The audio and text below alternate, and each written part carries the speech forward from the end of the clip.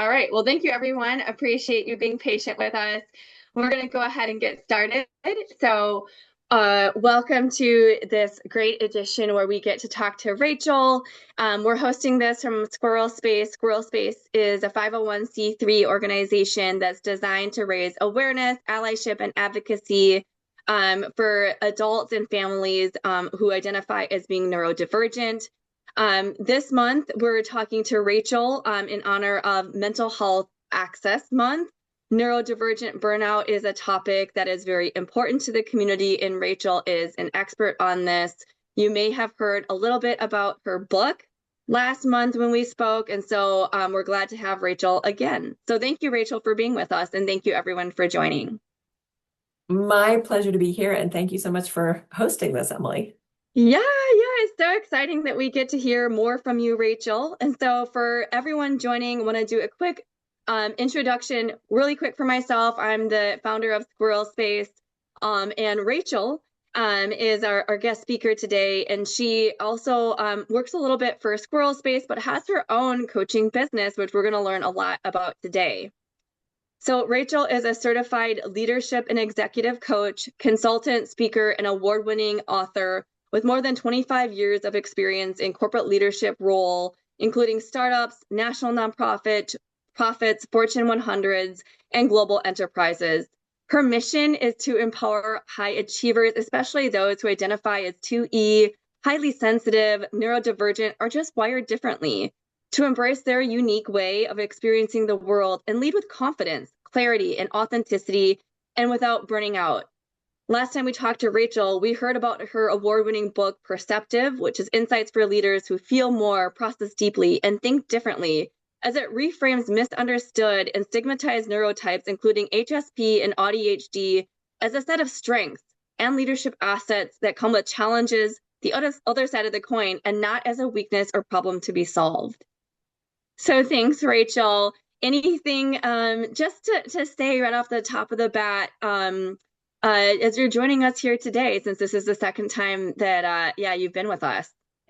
Nothing special, just that I am really, really happy to be here with you and looking forward to the conversation. Yeah, absolutely. So I'm excited to go a little bit deeper into your background, Rachel. One of the ways, things that we talked about last time was about acorn sharing and how important it is for you to share your personal story. What do you want people here and then other people to know about you, I guess, personally, and about some of your background that makes you such a credible author and speaker and coach on this topic? So I was thinking about this question yesterday, and one of the things I remembered is, when you're a kid and people ask you what you want to be when you grow up, and it could be a ballerina or a truck driver or a fireman or a marine biologist. And of course, I had all kinds of things that I wanted to be. But the one that really stuck with me was that I wanted to find a company that would sponsor me to live in every country in the world for, my estimate was 6 months to a year, because I figured that was how long it would take me to learn their language and become fluent and help everyone in the world communicate with each other. And although I have never found that company, I have managed to live in 9 different countries and study 9 different languages, although it isn't a one-to-one mapping. And although I'm sorry to say that despite all that language study, I'm not fluent in any of those languages, but communication and helping people understand more about themselves and about the world around them and about other people, and communicating with each other, helping them communicate more effectively with each other, is a passion that has stuck with me all my life. And so that's something that I followed throughout my corporate career. I actually started out in both content strategy and in communications, and I worked in communications several times throughout my 25 years in corporate, which I spent, as you mentioned in my intro, in a lot of different industries and verticals. But this communication theme has kind of shown its way through and is still something that I work with a lot today in terms of, we all, because we're all wired differently, we all have our own ways of thinking about things and feeling things and communicating with other people. And Hmm. one of the things that I love doing is helping people understand how differently we all think about even communication itself and Mm. how we can communicate with others more effectively. Yeah, I really like kind of what you shared about your even kind of early dreams, and how communication and speaking, and now this is feels like it's like this beautiful journey where as you've learned more about yourself, you're sharing and helping and advising on other people to understand communication and how important it is and how different it can make us feel when we don't understand each other's communication. Absolutely. And one of the things that always um, touches me the most is when people say, after they've spoken with me or after they've read my book. So today, I just have to throw in there, this week is the first anniversary of the publication of my book. Oh And one my of the things that gosh. I hear both from readers of the book and from clients is, I feel seen, I feel heard for the first time, working with you, Hmm. talking with you, reading the book. And that is something that just I get chills when I even say it. I think just feeling heard is something that is a deep, deep need for all of us. And Hmm. when we learn to communicate with others, we can all feel more heard and more seen. Yeah. Thanks for sharing that with us. Last month, we talked to Dennis Tran about embracing autism. And while we didn't touch on communication in the same way that you are, one thing that did come up consistently was feeling validated and using expression and finding ways for us to communicate that heals ourselves. So Dennis had shared about his film. We've heard about your book. This month, what are you sharing that we should know about? Or is it a reiteration of a previous theme? I think this month, just given that it is Mental Health Access Month or Mental Health Awareness Month, I know Squirrel Space has a very specific, view on this. Yes. I think all of us here are aware, and access is the most important next step. Um, Burnout is something that I care deeply about. I've been looking at statistics recently, and they say that anywhere from 66% to upwards of 92% of professionals are feeling some sort of burnout right now, which is it's shocking and yet not all that surprising given everything that's going on and given, how much we know about burnout now that we didn't maybe know a few years ago. So I am grateful for this opportunity to talk about that. It's not special to the month of May. I talk about burnout all year long with my Yeah, yeah. clients, but um, it's a great, mental health is so important and something that's not talked about enough. And burnout is a huge factor in our mental health. So I'm happy to be here to talk about it. Wonderful. You're right. Yeah. Squirrel Space does have sort of a special definition for access. And one of the things that we're passionate about is people that make access and create access for care for neurodivergent individuals all year long, just like you. And so this is our month to highlight someone who is creating access and can help with accessing care that people might not realize that they need because it's specific to people who are neurodivergent.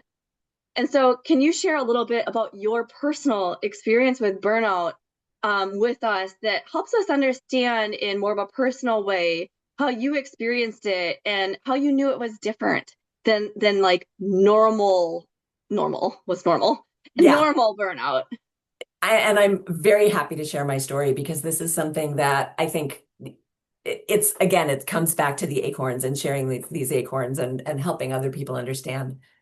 So in 2014, I was a director at a very large, very old global Fortune 500, and I was leading a team that spanned 17 time zones, and I was working an insane number of hours, and I had no concept of personal boundaries or a personal life, frankly. I just didn't have anything left at the end of the day or the end of the week to even have a personal life. Burnout wasn't something that I really knew about at that point. It was, I wasn't really on social media. People weren't talking about it the same way then. It wasn't as pervasive, or maybe it was, but people weren't talking about it. And people Hmm. didn't necessarily recognize the signs. I just knew that it came to a point where I was verging on non-functional. The fatigue was extreme. I was just exhausted all the time. And, taking a day off did not help. Hmm. Um, a couple of the things that looking back, I sort of noticed, but didn't really notice that were very much true at the time. One of them was I just lost my sense of humor. So I have a very loud laugh. And when I laughed in the office, which was frequently, people knew it was me and I would, get people's attention, not trying to, but just because I have a loud laugh.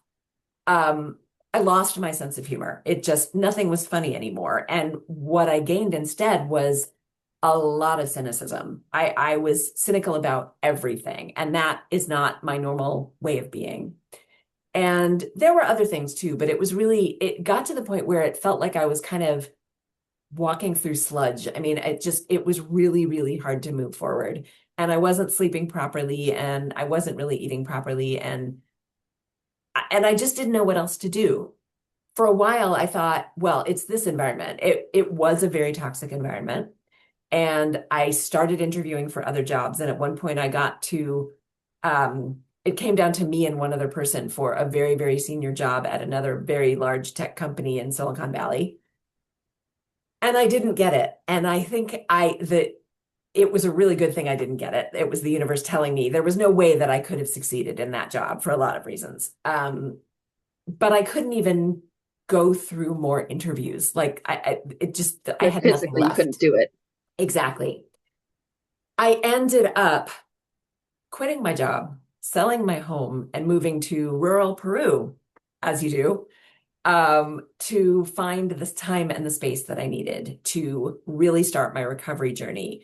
And one of the things that I want to emphasize is that recovery was not fast. It actually took me years. And I refer to that period of time as my very long sabbatical because I wasn't able to return to full-time work for, it was about 5 years by the time I started working full-time again. I tried at about the 4-year mark. That was a different story, but we really don't realize how much of a toll it takes on us. And that is our brains, our bodies, our spirit, our emotions, all of it. And we think that, oh, we just need a vacation. We can just take a week off and we come back and everything will be fine. And I want to emphasize that that is not the case. So Hmm. that's my story of my most severe one. Looking back now, I realized that I had hit severe burnout in other parts of my life as well and just didn't realize it. Like I was burned out in college. And I think a lot of people are because it's such a different experience for so many of us. But um, I got Yeah. through it as we push through. Yeah, I think what you're saying really resonates with me because, a lot of my burnout experience has been much more severe and longer, I'd say, than what I typically hear of. And I hear people say, "Oh, I'm still burned out."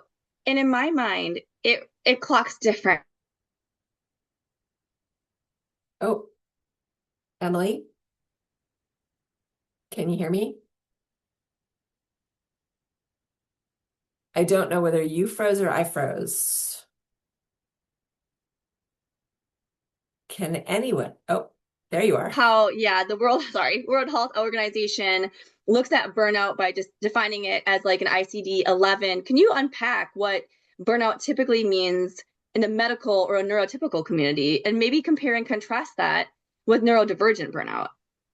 Absolutely. So this is one of the things that I share with a lot of people because it really reflects what a lot of healthcare professionals, their perspective on burnout.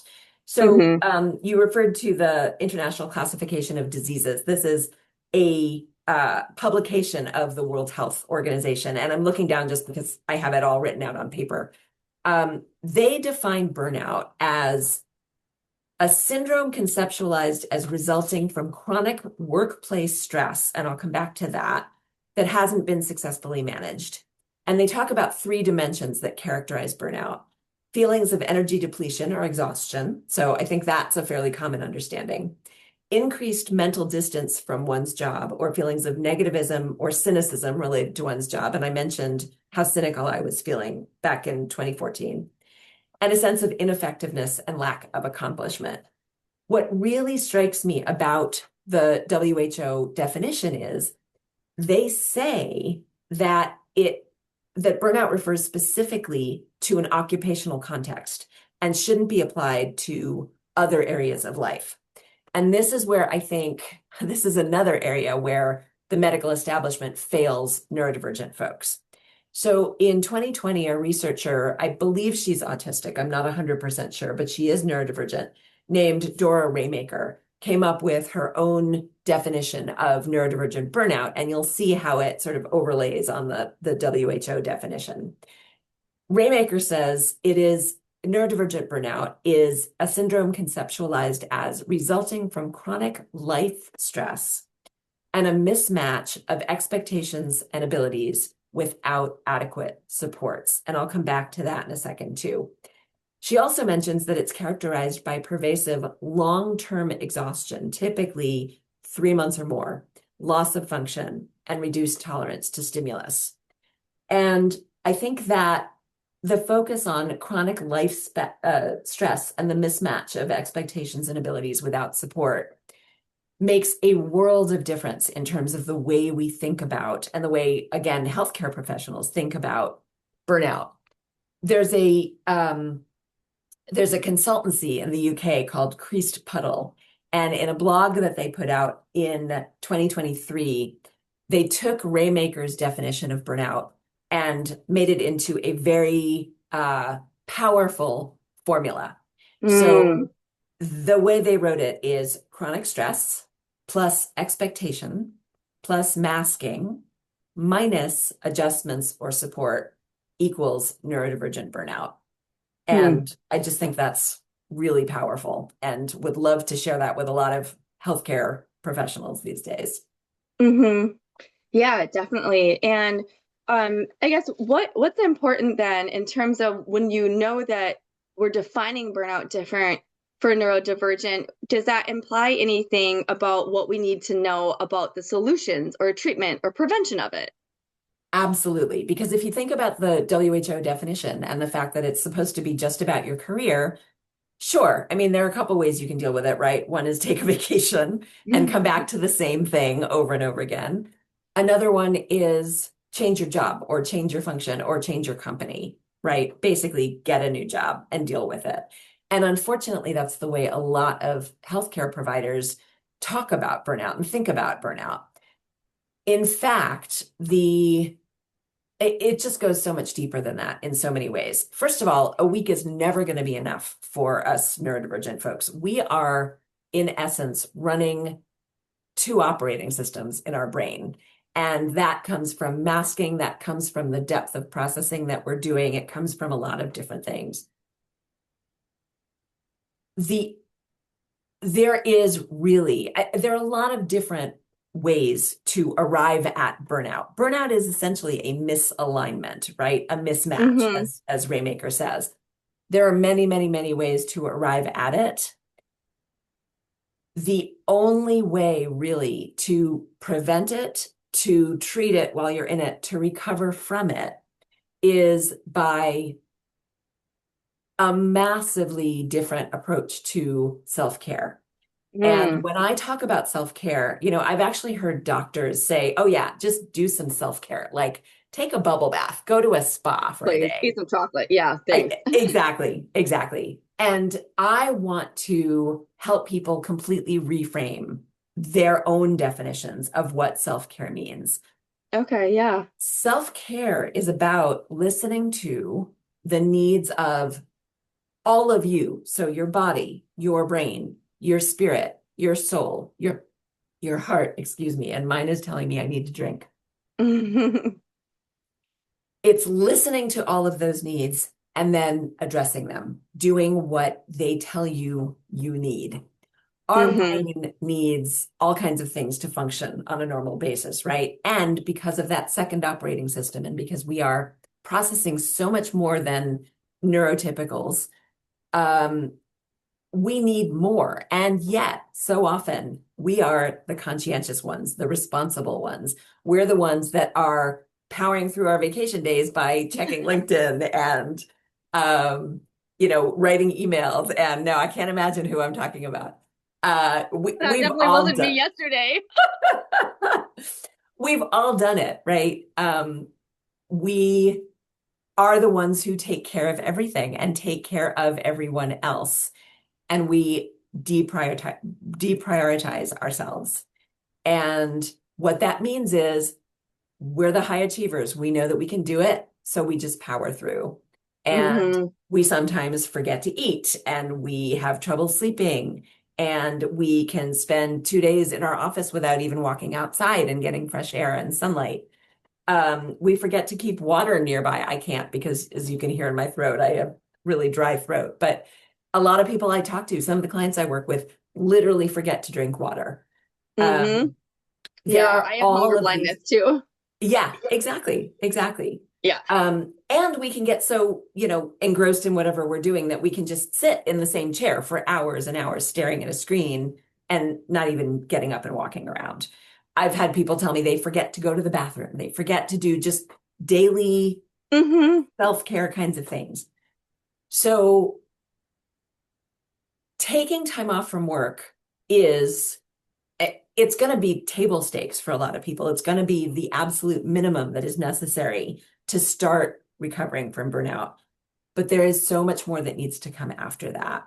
And it Mm-hmm. starts with figuring out what you need and how to start realigning or redesigning aspects of your life and work to operate with, to function with your wiring and not against it. Since Mm-hmm. so much of that misalignment comes with trying to operate in environments that were not designed for us. Mm-hmm. Yeah, I like the way that you explain burnout as misalignment. I think that's a great way to say it. And the sad thing when I listen to you and the kind of coach, part of me, when you say, we're the people who are capable, and it's, these high achievers, my brain wonders, at what cost? And I think that's the burnout. That's the piece. Is Mhm. there's something fundamentally misaligned with your actions that you're catching. And so it almost seems like by the time you realize you're burned out, is it too late? When should we start like focusing on preventing burnout? Like what's the key? I love that question. And, while I was listening to you, one of the things that came up for me was a client that I've been working with really recently who is actually creating an app to help people better listen to themselves. It's not out yet, so I'm not quite sure how this is going to work, but um, she is in severe burnout right now. And she has already taken a couple of medical leaves over the past few years. She is still at the same job that she took the medical leaves from, and she's in that place again. And we were having a conversation, and I said, what is your breaking point? Where do you need to get to force yourself to make a change? And she said, well, I'm past it, but I don't know what to do. And I said, well, medical leave, taking another one is an option to you still. And she said, I can't. And I said, why not? And she said, because I can't let my team down. And that is so typical of so many of us who are uber responsible and uber conscientious. Mm-hmm. No, we can't let other people down. We can't let our team down. They could never survive without us. The sky will fall. To your question, we should all have been starting, decades ago. But today is the time to start, right? Start listening today to the signals that your body is giving you and the signals that your brain is giving you. Often our body is much more clued into what we really need than our brain is. Our brain is giving us a lot of false signals. Our Mm-hmm. body is telling us what it really needs. I have another client who took yesterday off because she could not make herself go to work because she was feeling so burned out. That is such an incredibly strong signal that we need to listen to. But she takes yesterday off and goes back to work today.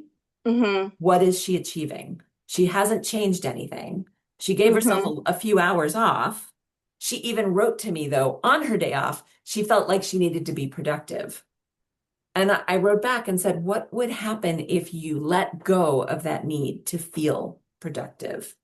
Mm-hmm. And she didn't know what to do with herself. So that's a lot of the work that we as support systems and coaches need to do to help our clients understand that unless you make big changes in the way you approach your environment and your work and set boundaries and all kinds of other things that I could talk about in lots of detail, you're just going to keep finding yourself back in that place over and over again.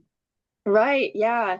And so what I hear you saying is sometimes the way that our mindset works, or this what our body is experiencing, we're not necessarily connecting all the signals. It's really spelling out a pretty clear message.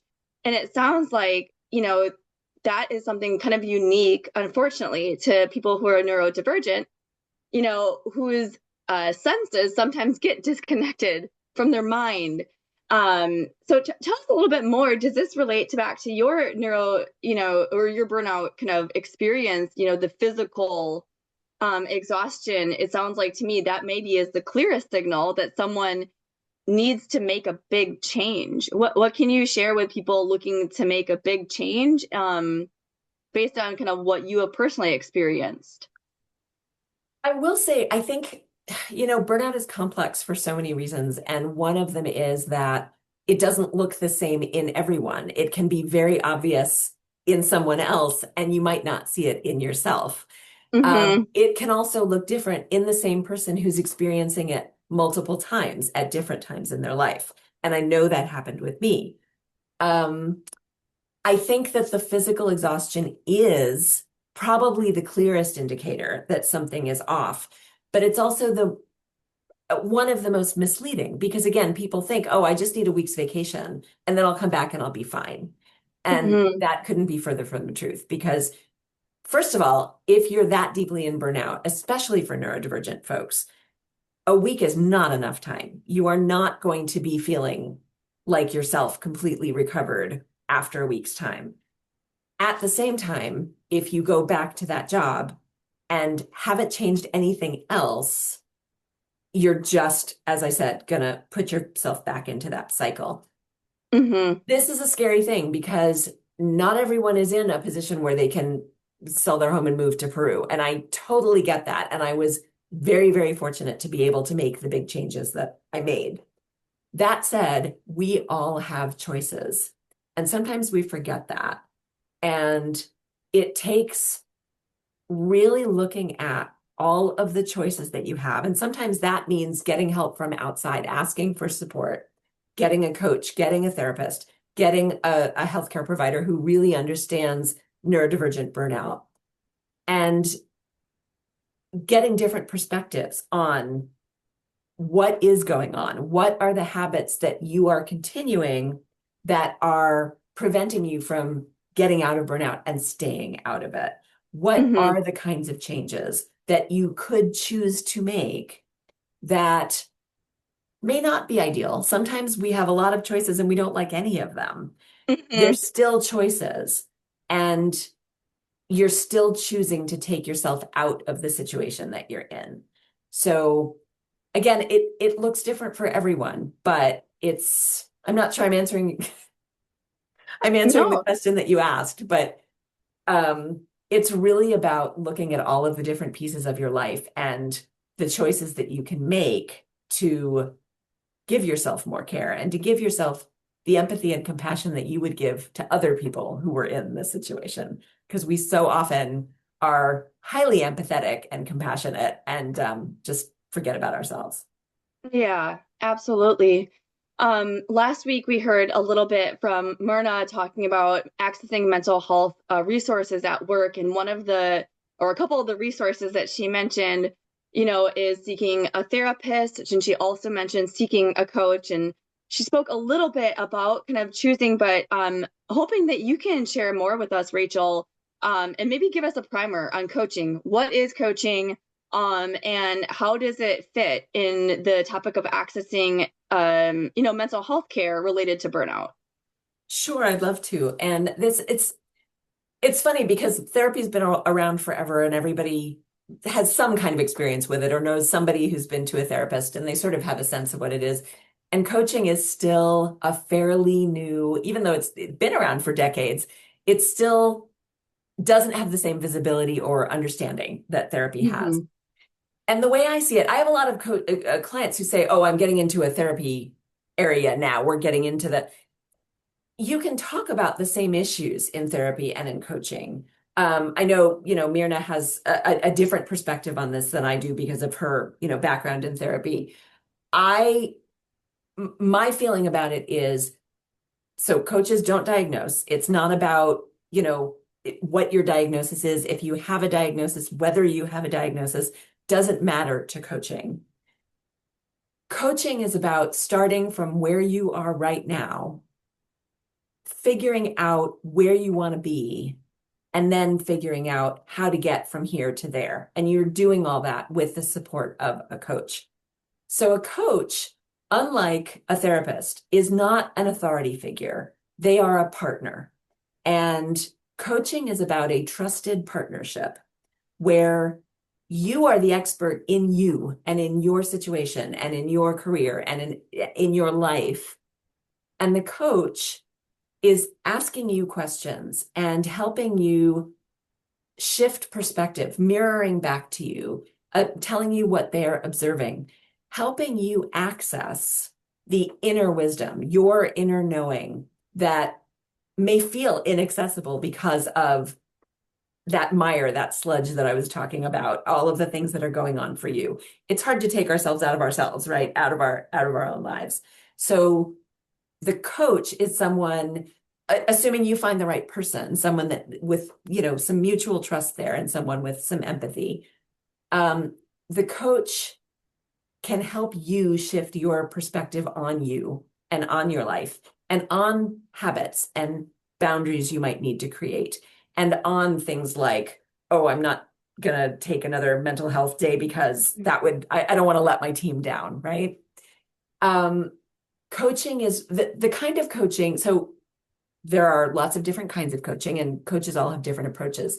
I was trained in something called solutions focused coaching, which is pretty much just what it sounds like. Um, you come with a problem or a challenge or something that you want to change.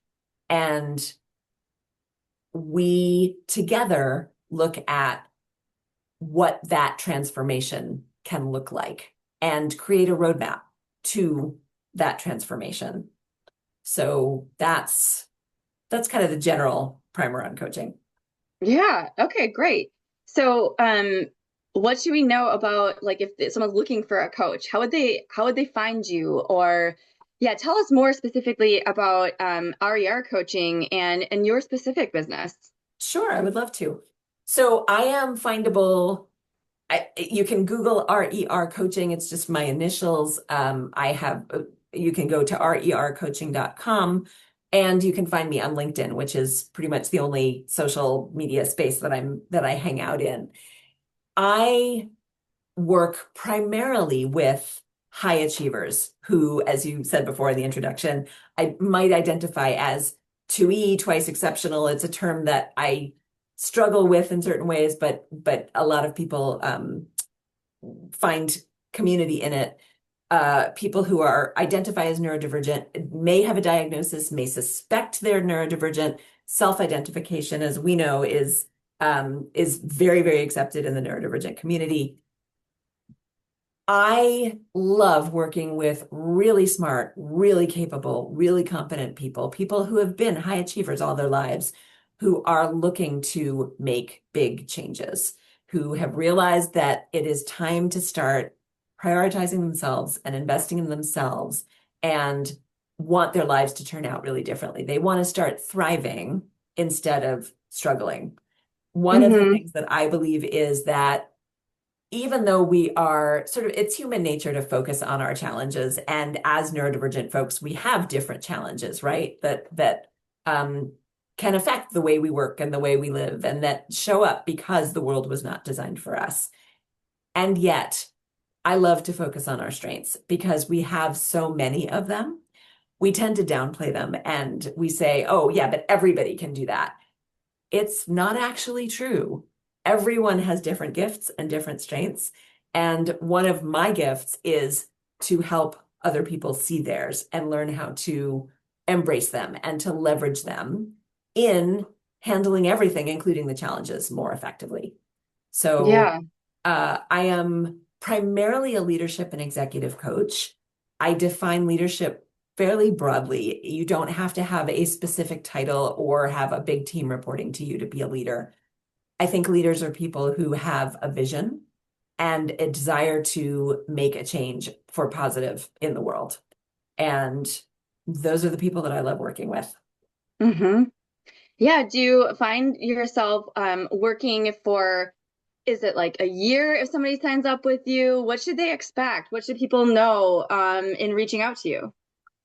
So coaches work in different ways in terms of packages and what the whole arrangement looks like. I offer several options. I do have some packages. You can do a 3-month package, you can do a 6-month package, you can do a year. I also have a retainer contract agreement so that people sign up and just we work on a monthly basis. And after 3 months, they can decide to end that, anytime. Hmm. The reason for the 3-month minimum is we are talking about making big changes and transformation takes time. And it can't happen overnight, especially for people who are in burnout. In those cases, the immediate priority is getting you out of burnout, and then we can start focusing on bigger picture and longer term change. Um, yeah, there are different ways to work with me, to work with any coach. And I think, I always start with either a discovery call or a chemistry call. It's basically the same thing. People have different preferences for it, but it's getting to know each other a little bit. It's usually a 30-minute call and we learn about each other. We learn about, it's a chance for you to ask me questions about coaching or to learn about my style and my approach. And it's a chance for me to learn about you and your goals and your expectations and your hopes. And then we decide together whether it feels like a good fit. And then we can talk about,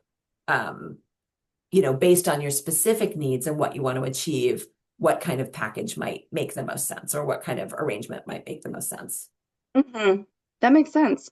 So how does somebody know if they're ready for coaching? And then how do you know if it's working? So the first question, how do you know if you're ready for coaching? I think you just try it. Are you at a place where you know that something needs to change?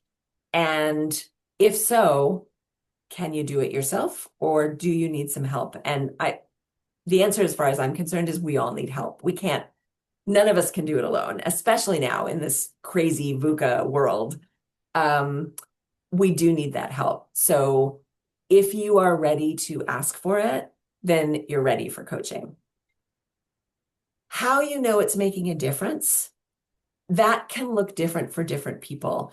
I always do check-ins it varies with my clients. It depends on whether we're meeting weekly or bi-weekly. Bi-weekly, bi-monthly, twice a month. Most clients choose that frequency because weekly can be a lot and there's a lot to process often in between. But some clients are really working on something that they want more immediate results and weekly works for them. I typically check in with people at about the 3-month mark where we actually take time out of our coaching session and talk specifically on a meta level about the coaching itself, how it's going. And I have a set of questions that I ask that I provide ahead of time for them to think Mm-hmm. about. And there are certain markers, what are other people in your life saying? Are they noticing anything different? How are you feeling about certain kinds of things? How are you approaching certain kinds of things? And a lot of this will come up in our regular sessions. I also have a prep sheet that I send to people in between sessions that helps them reflect on anything that came up in our last session, during our last session, and what they want to focus on in the next one. And most clients find that a really helpful way to gauge progress and, other things that are coming up in the course of coaching. Right. So if someone comes to you with goals or problems related to neurodivergent burnout, what are examples of things that a client might learn or discover about themselves through coaching with you? One of the things they often learn is that they don't have any boundaries and that they need to start setting some and how to do that. Sometimes they go, okay, I know I don't have any boundaries because obviously, with TikTok and Insta and whatever, we hear a lot more about that now. Mm-hmm. Sometimes they do know and they just need help actually doing it, figuring out what those might look like, how to do it, how to enforce them. And sometimes the person who needs to enforce them is or honor them is us ourselves. Sometimes we say, we're going to stop work at a certain time, and there's nobody else forcing us to keep working. It's us. We're the ones who keep going. So there's a lot of work around examining the shoulds in our lives and where those are coming from and whether they're actually ours or not. Are they coming from us? Are they coming from our parents? Are they coming from our friends, our schools, our cultures? Often it's a combination of all of those things. So it's learning not only our habits that we may not be aware of and, where we need to change those habits or create more boundaries. Often it's going back to what I was talking about at the very beginning. It's communication. We are Mm-hmm. not communicating those boundaries. And so people are not honoring them because they don't even know that they're there. Mm-hmm. Or there may be other things, other aspects of our communication that Some people don't even know that you can set boundaries. exactly, exactly. So there are lots and lots of things. There's asking for help and asking for support. A lot of clients know that they want to do that, but are afraid to do it or don't know how to do it. So that's something we can talk about. And in that, they learn about self-advocacy and they learn that it's not quite as scary or as hard as they might have thought that it was. Right. This is also helpful. So we've talked about a lot. If you were to leave people with, 3 words of wisdom, or not 3 words, or 3 things, 3 words, Rachel, only three. That's three. Okay. If you were to leave people with 3 nuggets of wisdom, what would it be? I think it comes back to one of the things I said earlier, which is there are lots of paths to burnout. There's really only one out of it. And that all comes down to redefining self-care for yourself and listening to the needs of, as I said before, your body, mind, soul, spirit, heart, and addressing those needs. So that would be one piece of it. I think another one is be true to yourself and show yourself the empathy and compassion that you probably show to everyone around you. That's very, very closely tied with the self-care part of it.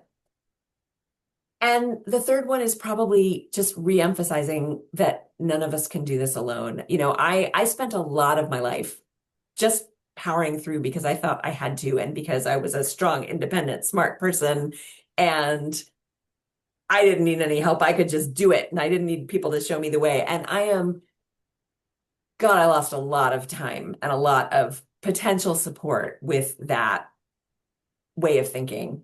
We really can't do it alone. And just that step of asking for support it can just make a world of difference. Yeah, and as in Squirrel space, one of the things that's really important is having lived experience and, people helping people. What can you leave us with in terms of really knowing the power of kind of lived experience through coaching? How does that really support someone who's going through burnout as a neurodivergent individual? One of the things that comes up for me is, you go to a doctor and you tell them that you have a pain or that you're experiencing something or that you're tired or that you can't sleep, and they write you a prescription and send you away. and call the next person into the room, right? They're not listening to you. I know there are exceptions, and kudos if you have found someone who is an exception. Coaching is the antithesis of that. Coaching is extremely personalized. It is there for you. It should be someone, again, there should be mutual trust and empathy there. I've been there. I shared my experience of what it felt like to be burned out and how long it took me to recover from it. And I have been back in burnout since that time. So I know how hard it is as a high achiever who has always tried to push through things to make those changes in our lives. I know that I'm not just writing a prescription and sending it off with somebody to just go do stuff. I am there with you in it. I can be an accountability partner. I can be a thought partner. I am highly empathetic, and I really do understand what it is that you're going through, and am there to help you figure out the best way forward and the best way out of it. Well, thank you, Rachel. Like that's just so powerful hearing that there are so many options to access mental health care that don't involve the traditional medical system. To your point, that has classified and defined burnout through a very neurotypical lens. And so even the medical system not having it included, as a real medical diagnosis just shows that we need other options. And it sounds like coaching, is a really good one for people who are neurodivergent. And so as we sort of kind of close this up, I just wanted to thank you again for sharing your story. And if there's anyone, I guess, out there who's kind of going through what you did, back when you decided that you needed to go to Peru, what would you say to those people? Because that there's probably thousands of high achievers out there right now experiencing what we're talking about. What would you say to those people, Rachel? Thousands, if not millions, Millions, literally, yeah. given the rates of burnout right now.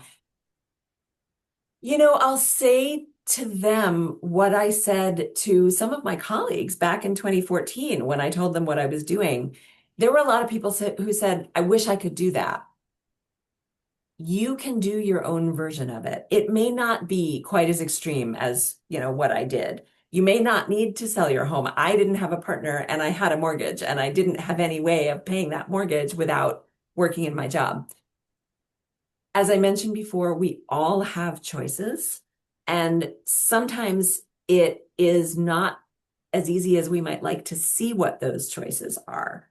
But do whatever you need to do to start finding other options, because just moving forward the same way that you've been going isn't one anymore. And, Mm-hmm. What is your line in the sand? How far are you willing to push yourself in order to avoid looking at those other options and making those other choices? After a certain point, we can't bend anymore. We end up breaking. And, Mm-hmm. there are stories that are a lot worse than mine and a lot more severe than mine. And none of us have to get there. And that's one of the things that I love doing, is helping people prevent getting to that point in the first place. Yeah. Thanks, Rachel. And I know we've got a few minutes left. Did you want to take any questions from people in the audience, or are you thinking that we're in a good spot? If there are questions, then I am happy to take them. If not, then I know that we're going to make this recording available, and I've got some slides that we will try to figure out how to make available as well. So that has all of my contact information, and people can always reach out at any time. Yeah. So thank you everyone for joining us. If anyone has a question, we'll give it, just a minute to see if someone wants to type something into the chat, or if anyone has a question, you can come off of mute and ask your question. Otherwise, we will be sending out the link to the recording and then putting it on our YouTube channel, and finding a way to also share the slides that Rachel had, as they have some great content on there. Thank you all for coming. We appreciate your time, and I am happy to chat with anybody who is interested in learning more about coaching for neurodivergent folks or coaching to get out of burnout or to prevent burnout or any of the topics that we talked about today. And Emily, thank Wonderful. you so much for hosting this. Thank you. Thank you so much. It's always good talking to you. And thank you for sharing all of your knowledge and expertise and going really deep and talking about neurodivergent burnout and how coaching with you can really be doing yourself a favor, your future self a favor by starting to address it today. Love it. Thank you. Thank you. And we'll talk again soon. Bye. Bye.